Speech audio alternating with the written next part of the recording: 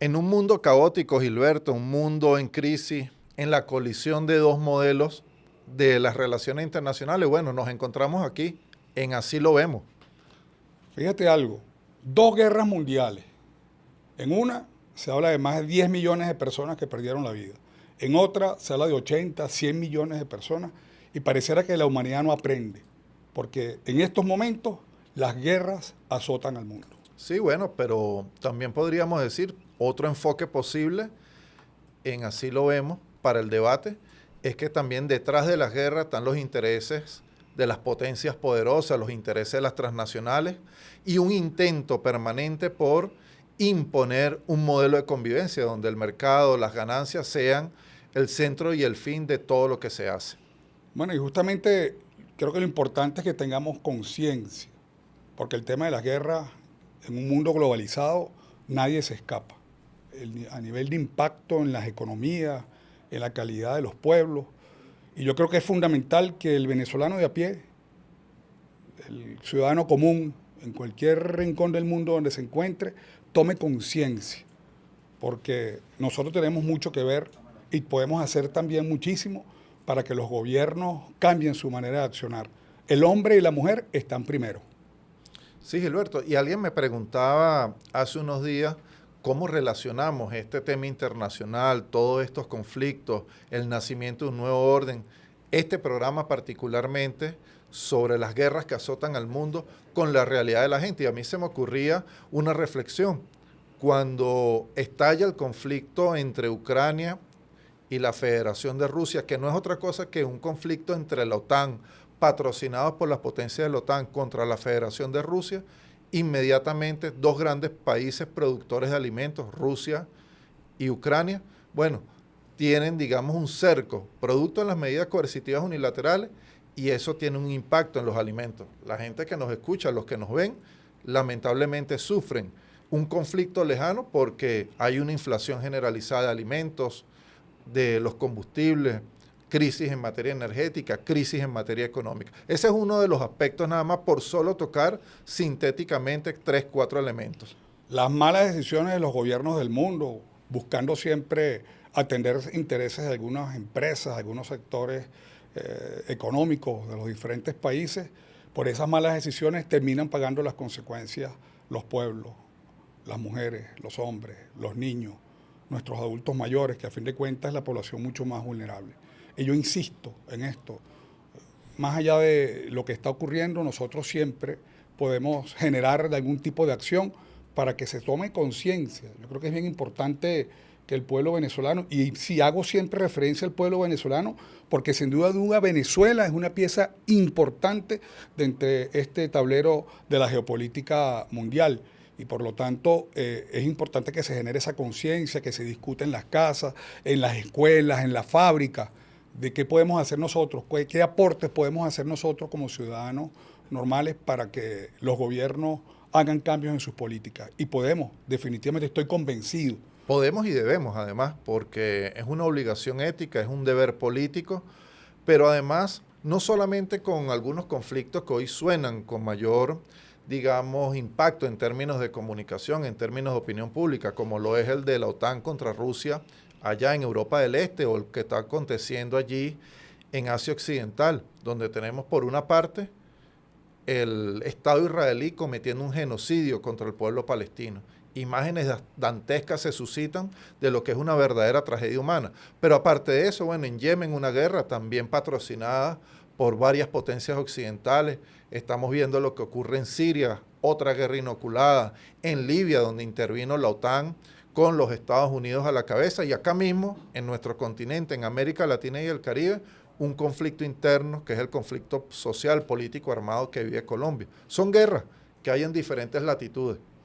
Y lo más interesante que es con el avance, con esta nueva época que marcan los medios de comunicación y las formas de comunicarnos. En un momento tuvimos una humanidad que fue marcada por la imprenta, tuvimos una humanidad que fue marcada en cierta forma por la rueda, pues ahora son las redes sociales, la manera como podemos nosotros comunicarnos en tiempo real. Guerra de percepciones. ¿No? Y además, pues somos testigos, la humanidad entera es testigo de las guerras que están suscitándose, pero en tiempo real. en televisión, en vivo y en directo, ¿no? Lo vimos en aquella operación Tormenta del Desierto, donde comenzamos a ver nosotros las bombas, ¿no? Los bombardeos terribles sobre Irak, en un momento determinado, que es cuando comenzamos nosotros a ver en vivo y en directo, a través de una cámara, una pequeña cámara de televisión, comenzamos a ver cómo se asesinaban, porque esas bombas evidentemente tenían víctimas directamente, cómo se ejecutaban estas guerras, y de ahí en adelante lo vemos en vivo, lo hemos visto en el caso de Gaza. El mundo es testigo, y lo más terrible, Fernando, y todos los que me ven a través de las cámaras de Así lo vemos, es que el mundo permanece en silencio, de alguna manera en un silencio cómplice, en uno de los genocidios más terribles que han ocurrido, bueno, desde tiempos de la Segunda Guerra Mundial, ¿no? El Gran Holocausto. Y ahora, bueno, cambia de matriz, cambia de alguna forma los actores, pero siempre la esencia es la misma, ¿no? Que por algunos intereses económicos, geopolíticos, geoestratégicos, termina costando miles y miles de vidas. Mira, y por solo mencionar siglo XX, siglo XXI, allí, detrás de cada uno de estos conflictos armados, el papel de las grandes potencias. Y a propósito de eso, hay un número que me gustaría compartir, Gilberto, contigo, que es el de la FAO. La FAO nos dice que en este momento, en 2022, es tu número del 2022, hay 828 millones de seres humanos que padecen hambre. Pero mientras eso ocurre, los arsenales nucleares aumentan. No lo digo yo, lo dice CIPRI, que es un instituto para el estudio de la paz noruego. Pero además, los que se benefician principalmente del negocio de la guerra son las transnacionales del lobby armamentístico de diferentes latitudes, pero particularmente los Estados Unidos. Las empresas que más venden servicios militares y equipamiento militar son de los Estados Unidos. Entonces, detrás de la guerra no hay sino, entre otras razones, aparte de la guerra por los recursos naturales, la influencia geopolítica, también el negocio de la compra-venta de servicios militares y sistemas de armas. Y lo más terrible, Fernando, es que nos damos cuenta que esa gran fragilidad que vive la paz mundial, porque muchas de estas grandes empresas armamentistas que viven de la guerra, que viven de la muerte, dirigen gobiernos. El gobierno de los Estados Unidos, sin duda alguna, es un gobierno dirigido por estas grandes transnacionales de la guerra. Y es por eso que muchas veces cuando la economía americana, y esto es bueno que el pueblo venezolano lo sepa, cuando hay conflictos, cuando hay crisis desde el punto de vista económico en los Estados Unidos, inmediatamente, de manera aparentemente casual, comienzan a aparecer guerras en diferentes sectores del mundo, en diferentes regiones del mundo. Y ahí se sabe que lo que se está buscando es generar inmensas riquezas por parte del gobierno de los Estados Unidos. Ellos buscan balancear su economía a costa de la muerte, a costa de la sangre. Y esto no puede seguir pasando, repito, con la mirada cómplice de los ciudadanos de bien de este mundo.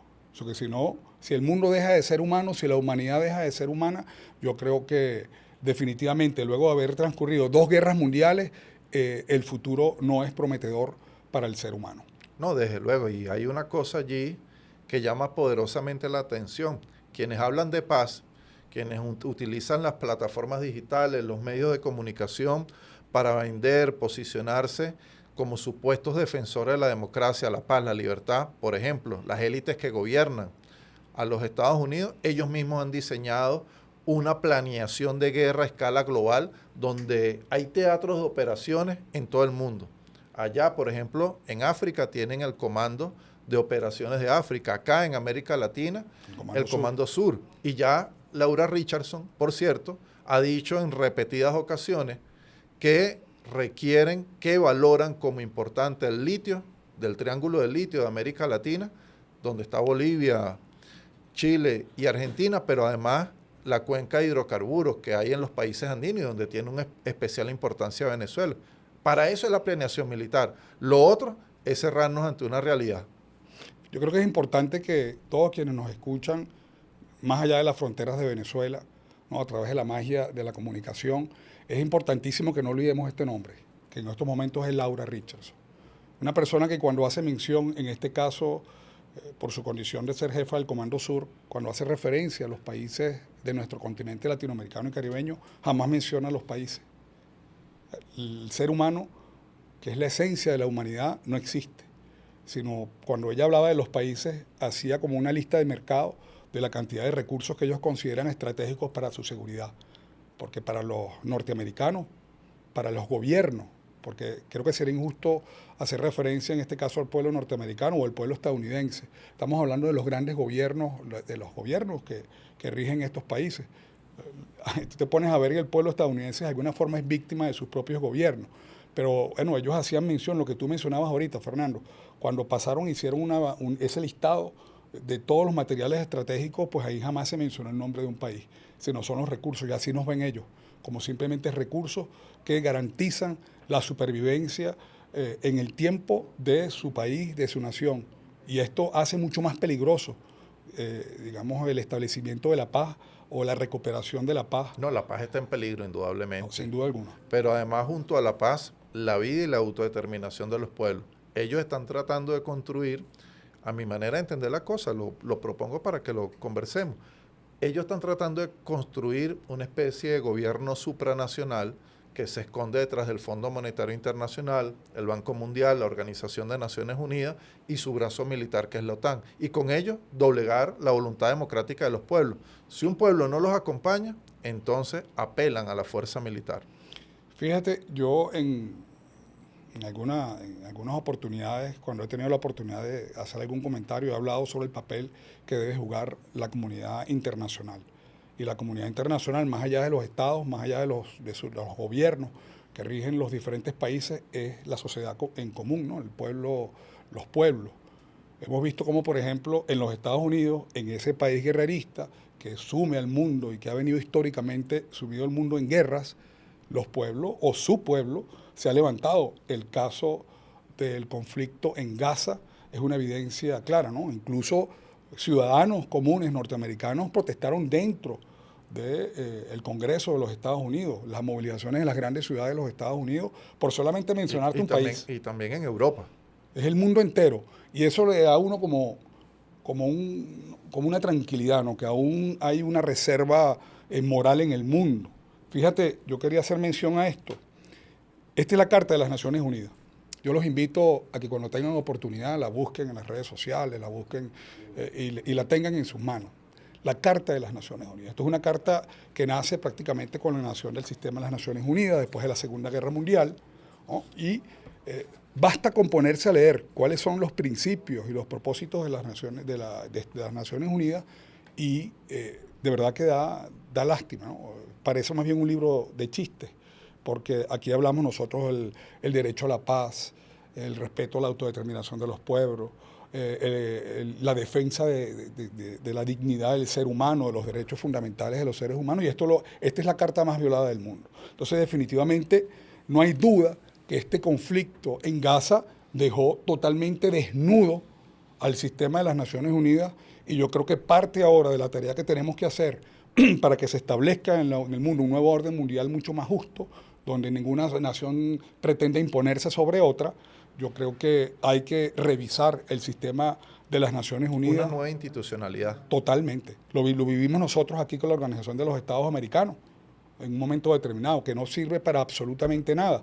Y lo mismo se traslada a nivel mundial con la Organización de las Naciones Unidas. Sí. Creo que es fundamental entrar en ese etapa. Hay que trabajar desde los gobiernos, en mi opinión, coincido contigo, Gilberto, y también desde los pueblos en función de ello.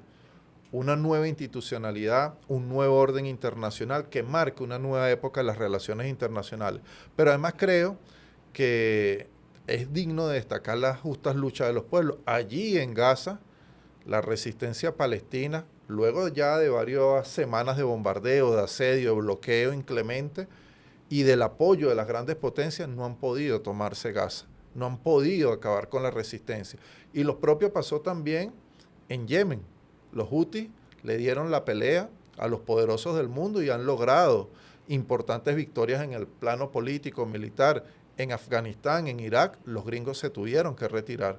Yo creo, Gilberto, que sobre esto en algún momento hay que abrir grandes debates sobre la importancia que tiene la resistencia de los pueblos. Porque no podemos confiar en mi criterio, y lo digo de la manera más respetuosa porque tenemos gobiernos realmente respetables en el mundo de hoy, el de Venezuela, el de Irán, etcétera, pero no podemos confiarle esta noble misión de redención humana de lucha por la vida solamente a los gobiernos. Los pueblos también tenemos que hacer nuestro aporte en esa dirección y les corresponde fundamentalmente a los pueblos la lucha antisistémica, la lucha antiimperialista, la lucha por un mañana diferente. Yo coincido también contigo en ese papel de los pueblos en cuanto a esta lucha por un nuevo orden mundial.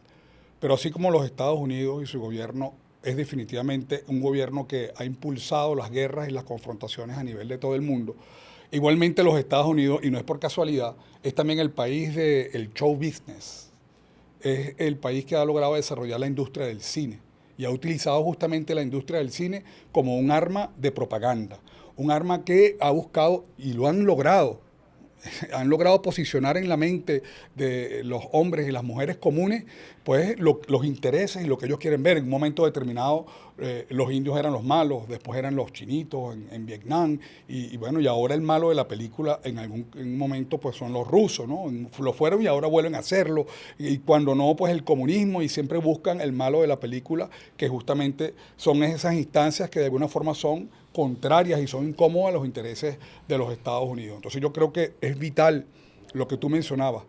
Latinoamérica y el Caribe, por ser justamente un espacio geográfico rico en todo eso que ellos llaman, repito, elementos estratégicos, todo lo que es la materia prima que ellos necesitan para su subsistencia, somos los que estamos llamados a comenzar a generar esas grandes discusiones. Y existen los escenarios, UNASUR, por ejemplo, la CELAC, están ahí abiertos para comenzar a discutir más allá de las visiones políticas que se puedan tener, más allá de la ideología, porque estamos hablando nada más y nada menos que la supervivencia del ser humano, la supervivencia de la humanidad. Y de la vida en general, porque de hecho, pensar las guerras en el planeta hoy, en el mundo de hoy, es pensar también el modelo sociopolítico, socioeconómico que está detrás, digamos, como modelo de convivencia, que en definitiva lo dijo, por ejemplo, Elio Abrams en relación a Venezuela.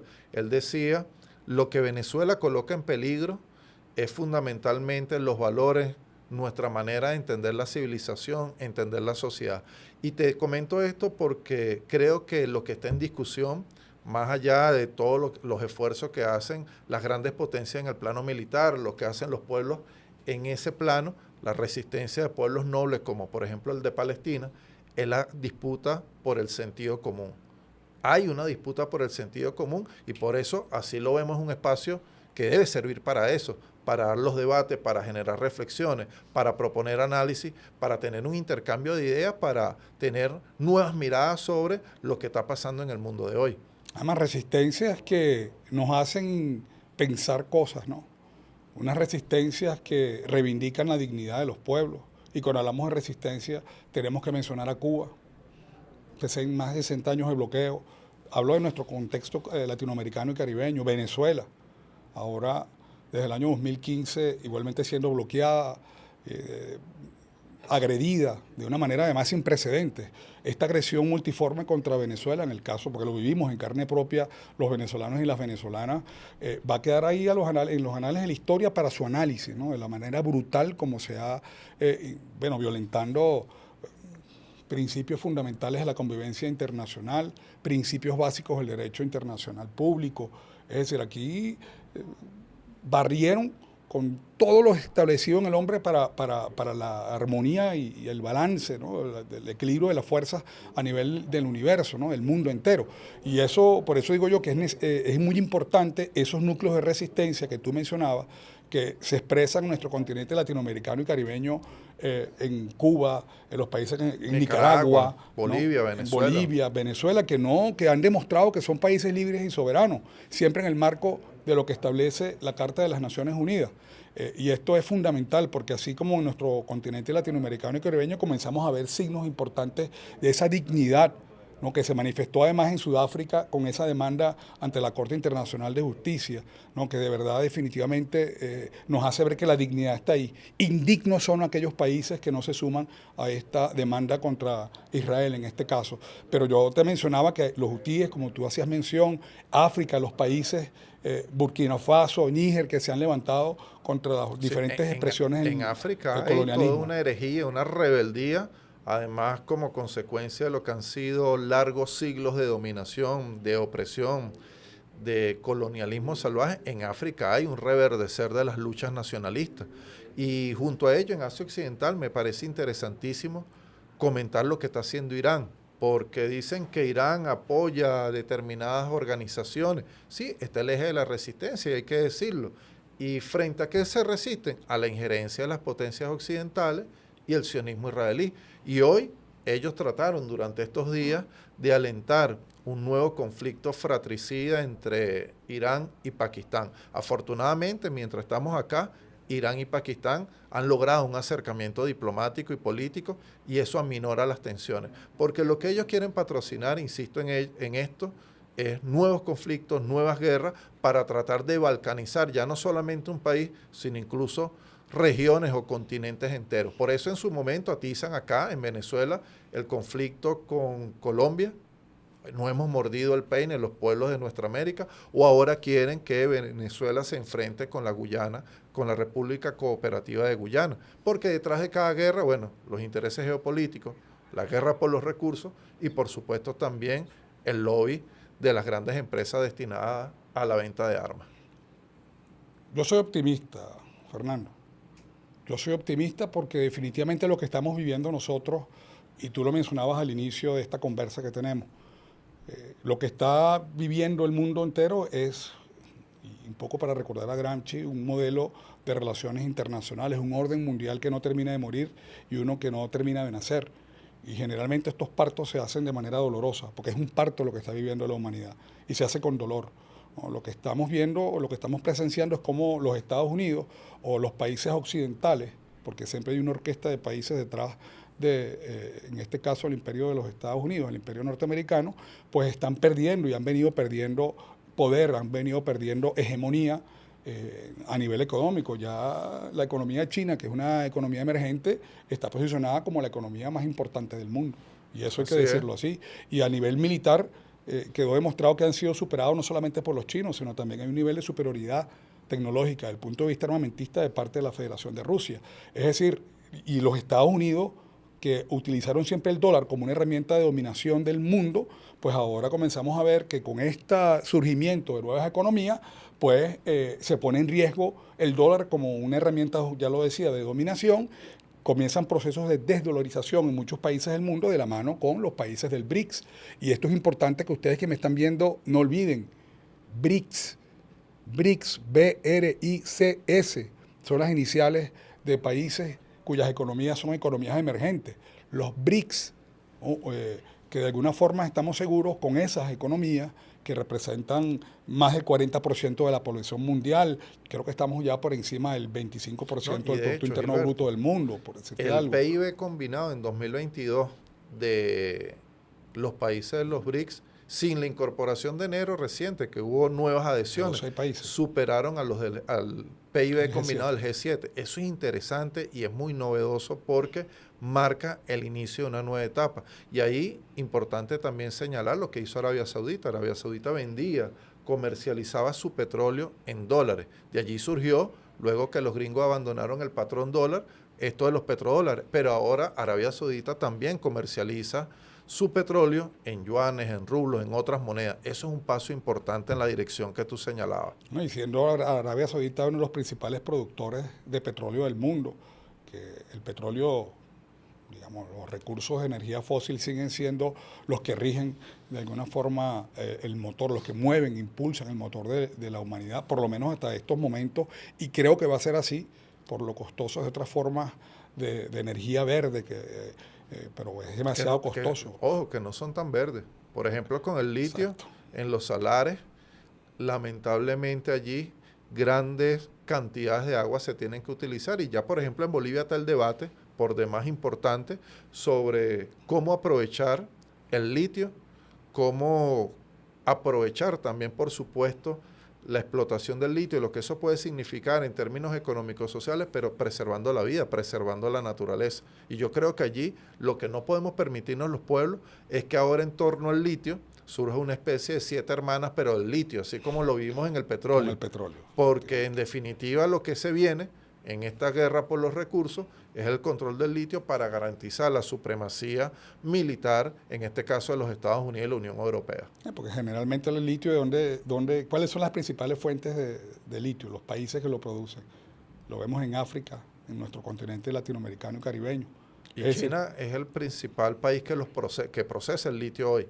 Y la Unión Europea y los Estados Unidos lo necesitan para este tipo de dispositivos, para las baterías y también para el uso militar. En un mundo donde la OTAN ya ha dicho que van a ahora el dominio de la guerra, por una parte las nuevas tecnologías, la tecnología 5G, entre otras, y el ciberespacio. Y es fundamental ver eso, ¿no? Los cambios, cómo van cambiando los escenarios a nivel mundial. Yo te decía que soy optimista por lo que viene, primero por el resurgimiento de la dignidad de los hombres y de las mujeres que habitamos este planeta. Yo creo que eso es fundamental decirlo. Ya los países no se arrodillan, ya no bajan la mirada cuando los Estados Unidos habla y trata de imponer sus políticas en el mundo. Lo hemos visto incluso en Europa, porque esta crisis que estamos nosotros viendo y que se ha originado desde el punto de vista energético, que ha impactado de manera muy dura en la calidad de vida del pueblo europeo, y que esa ha sido originada por ese conflicto entre Occidente, porque hay que poner los nombres como son. No es Ucrania y la Federación de Rusia, es los Estados Unidos, es Occidente, tratando de ponerle freno a una economía emergente que evidentemente ponía en riesgo esa hegemonía de los Estados Unidos. Eso es lo que está en juego ahí.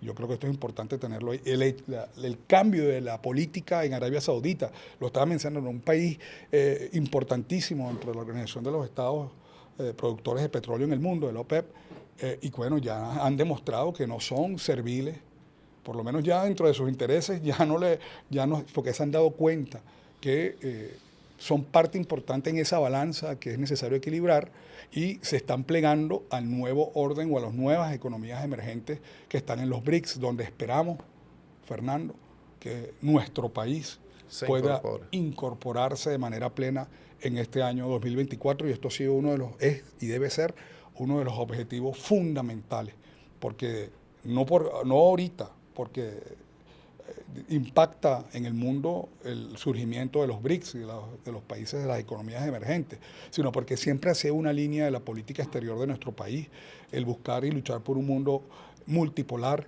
y pluricéntrico. Simplemente ahí nosotros coincidimos en la visión del mundo, porque hay que decir que los países BRICS, los países que conforman este nuevo bloque que espero logre imponer un nuevo orden mundial basado en el respeto, en la multipolaridad y en la pluripolaridad.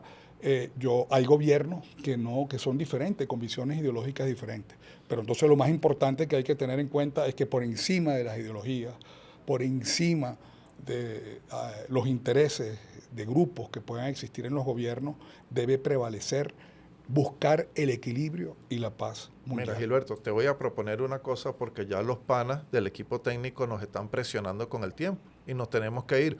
Vamos a ensayar unas conclusiones. Yo voy a proponer unas 3, 4 conclusiones y tú propones otra y luego nos retiramos para darle, digamos, el espacio a los compañeros del equipo técnico. Yo creo que lo primero es que, como dijo Silvio, la era está pariendo un corazón.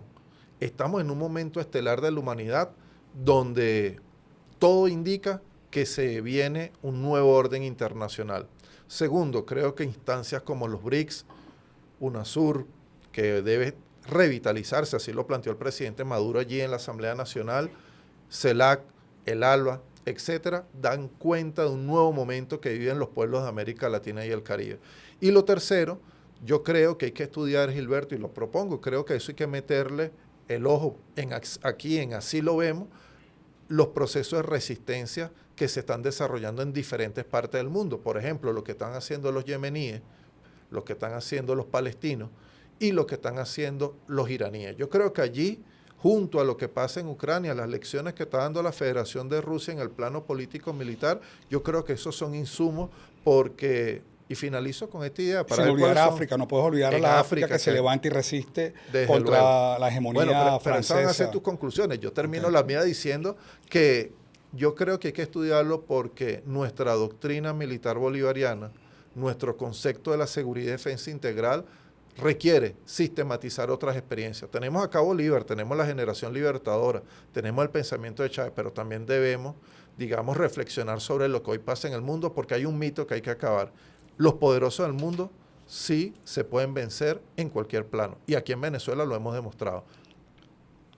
Yo creo que otra de las reflexiones que debemos hacer y de las conclusiones es que definitivamente el conflicto en Gaza ha dejado desnudo el sistema de las Naciones Unidas, que lamentablemente sirve para tres cosas: para nada y para nada.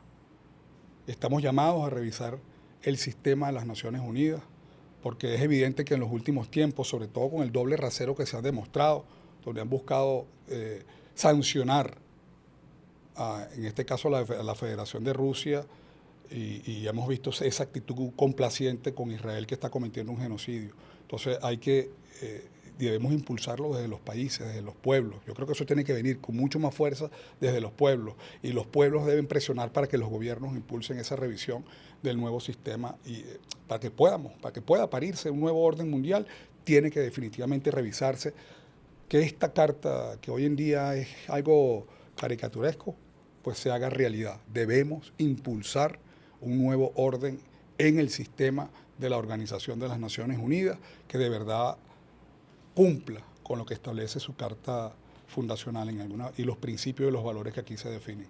Y ya para aterrizar en el caso de Venezuela, yo insisto, Venezuela está llamado a asumir importante papel en nuestro continente latinoamericano y caribeño, no solamente por tener las reservas más grandes de petróleo del mundo, sino además porque se ha demostrado que es posible hacer cambios profundos desde el punto de vista político, desde el punto de vista social, en paz.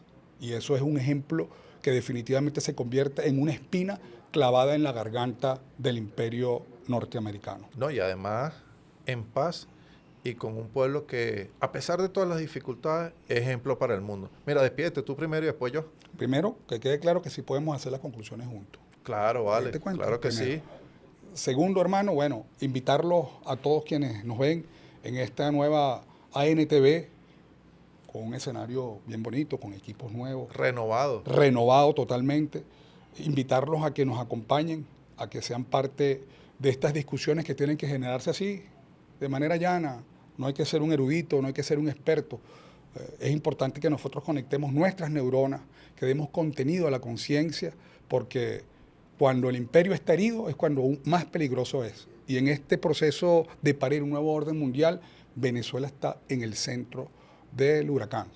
Sí, yo finalizo diciendo, bueno, dándole las gracias a quienes nos acompañaron hoy en esta primera emisión de Así lo vemos, y lo segundo, a refrendar la lucha por la vida, por la paz, por la autodeterminación de los pueblos y por la utopía concreta y necesaria de un mundo diferente. Yo creo que eso es importante. Lo estamos haciendo, más allá de las dificultades. Pero bueno, nos tocará, Gilberto, en Así lo vemos, seguir debatiendo. Yo no sé ustedes, pero así lo vemos.